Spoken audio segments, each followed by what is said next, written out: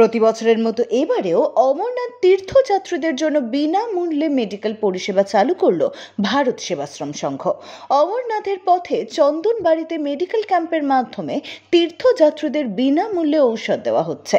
এছাড়া পাহাড়ে ওঠার আগে তাদের অক্সিজেন লেভেল পরীক্ষা করার ব্যবস্থা করা হয়েছে ওই ক্যাম্পে।